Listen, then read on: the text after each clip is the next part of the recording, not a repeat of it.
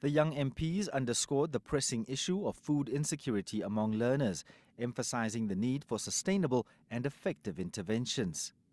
Central to these discussions is the introduction of a new school meals toolkit developed by the International Parliamentary Network for Education.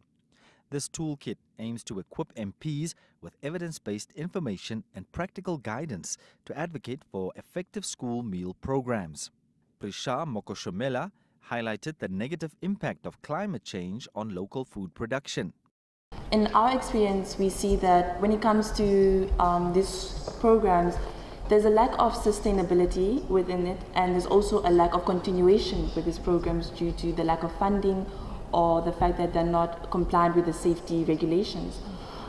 Especially now, with climate change affecting our local producers, there has been a lack in the school programs.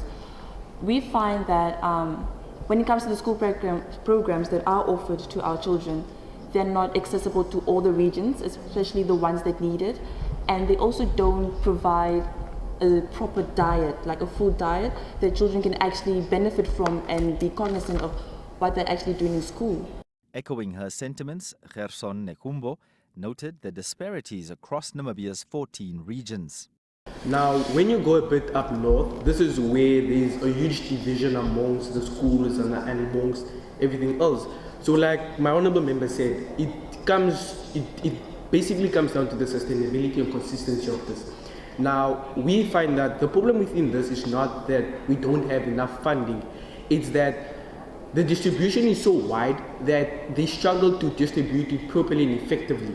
So that even when the diet comes, they don't have enough to carry out proper diets within all 14 regions.